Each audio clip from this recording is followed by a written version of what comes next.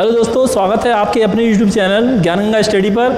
और आप आज देखेंगे कथन निष्कर्ष, जो कि बहुत ही इम्पोर्टेंट टॉपिक है और थोड़ा क्या इसमें है और कैसे समझना है, इसके लिए हम पूरे विस्तार से देखेंगे। पहले ये जानेंगे कि कथन में जो पूर्व धारणा और निष्कर्ष और तर्क होते हैं वो क्या होते हैं और इनमें अंतर क्या है। ठीक है, बहुत आराम से समझेंगे और अच्छा लगे तो आप वीडियो को लाइक जरूर करें और कमेंट कर बताएं कि वीडियो कैसी लगी।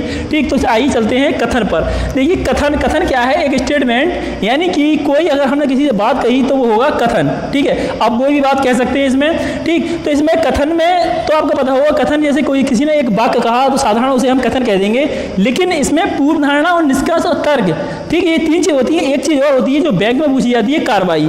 ठीक है, लेकिन हम इस तीन चीज़ को जानेंगे, पूर्व धारणा, निष्कर्ष और तर्क। ठीक, तो पहले पूर्व धारणा और निष्कर्ष के लिए जानते हैं क्या है।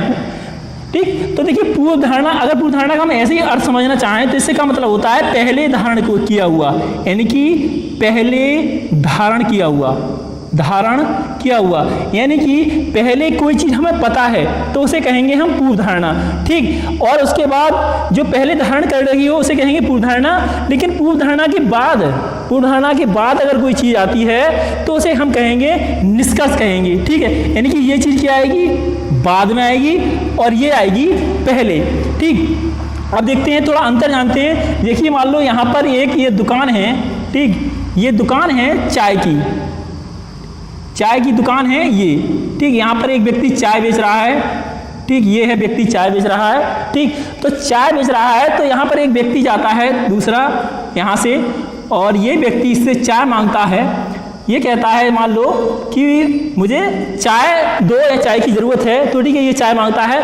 तो ये अब चाय मांगता है तो इससे पूछता है, ये चाय इससे मांग रहा है, तो यहाँ पर एक देखने वाली बात है कि इसको पहले पता है, यानी कि जो चीज़ पहले धारण की हो या पहले से पता हो उसे क्या कहेंगे हम, पूर्व धारणा। ठीक, अब मान लो एक व्यक्ति और आ गया, दूसरा व्यक्ति ये बराबर में खड़ा था, तो इसने देखा कि यहाँ पर ये चाय मांग रहा है। उसके बाद इसने आपस में इन दोनों ने बात करना चालू कर दी, आपस में बात करना चालू कर दी। तो बाद में इसने पूछा कि भाई तुमने चाय मांग रहे हो तो ये बताइए कि ये चाय कौन सी मांग रहे हो। ठीक है, तो इन्होंने ये चाय के बारे में यानी कि और जानकारी ली। ठीक है, यानी कि इन दोनों की बात से इसने क्या निकाला, निष्कर्ष निकाला। ठीक, यानी कि इसने जो निष्कर्ष आया वो कैसा आया, बाद में आया। ठीक, अब मान लो एक व्यक्ति और है ये। ठीक, तो ये जो व्यक्ति है ये इन तीनों की बात सुन रहा है।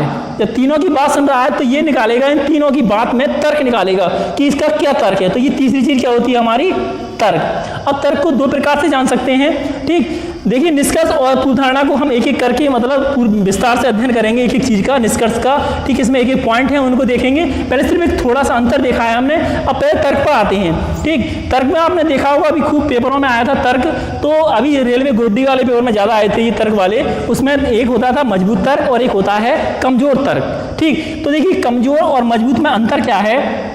जैसे मान लो आपके ये पिता हैं और इनके पास आप जाते हो। ठीक है, आप दो भाई हो। ठीक है, एक का नाम मान लो राहुल है और दूसरे का नाम श्याम है।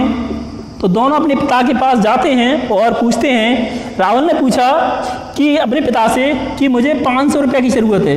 इन्होंने कहा भाई मुझे 500 रुपये की ज़रूरत है अपने पिता से। तो इनके पिता ने पूछा, जब इनने मांगे हैं इनसे, तो पिता जरूर पूछेंगे, कारण पूछेंगे कि आपको क्यों चाहिए 500 रुपया। तो इन्होंने बताया कि मुझे जो है फिल्म देखनी है। ठीक है, तो इन्होंने कहा कि मुझे फिल्म देखनी है या मूवी देखनी है, 500 रुपये चाहिए। ठीक है, तो यहाँ पे इन्होंने जो तर्क दिया अपना, राहुल ने अपना तर्क दिया कि मुझे 500 रुपये चाहिए और फिल्म देखनी है। ठीक, और अब उसके बाद श्याम ने भी 500 रुपये मांगे। श्याम ने अपने पिता से कहा, इन्होंने भी कहा कि मुझे 500 रुपये चाहिए। ठीक है, लेकिन इनका जो तर्क है इनने पिता ने फिर पूछा इनसे कि तुम्हें क्यों चाहिए। तो इन्होंने बताया कि मुझे बुक लानी है। ठीक, एक किताब लेकर आनी है।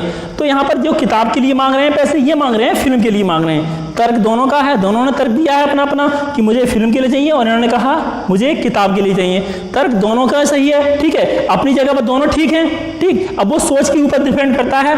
अब हम इनका तर्क सही मानेंगे। क्यों सही मानेंगे, क्योंकि देखिए किताब के लिए मांगा है, उसने फिल्म के लिए मांगा है, और हमारा जो समाज है वो इस चीज़ को ज़्यादा मानेगा। आपने देखा होगा अगर दो लोग पैसे मांगे, एक मांगे फिल्म के लिए, एक मांगे किताब के लिए, तो जो सबसे ज़्यादा सपोर्ट समाज करेगा वो किताब वालों के लिए करेगा, ठीक, क्योंकि हमने पहले से मानते आ रहे हैं कि लोग किताब पढ़कर थोड़ा सही करेंगे और किताब पढ़कर कुछ बन सकता है, तो इस वजह से इसकी बात यहाँ पर ठीक मानेंगे। तो हम समाज के आधार पर भी देखते हैं ये चीज़ कहाँ तक ठीक है, और हम एक्सपीरियंस के आधार पर बताते हैं, यानी कि लोगों ने अनुभव जो किया है तो अनुभव के आधार पर ये बात सही है, ठीक। तो दोनों प्रकार से ये सही है, तो इसका मतलब ये तर्क जो है मजबूत है, ठीक है, मजबूत तर्क है ये। और इसका क्या है, कमजोर तर्क है, कमजोर तर्क है, ठीक है। तो कमजोर तर्क बात मतलब दोनों की ठीक थी और दोनों की बात सही थी, लेकिन जहां पर जो मजबूत तर्क है वो हमारा ठीक हो जाता है तर्क में, ठीक। तो ऐसे ही हम जानेंगे आगे की तर्क और निष्कर्ष और पूर्वधारणा, एक एक टॉपिक पढ़ेंगे, एक एक इसका जो वाक्य है वो देखेंगे, ठीक है। अगली वीडियो में फिर मिलते हैं, धन्यवाद।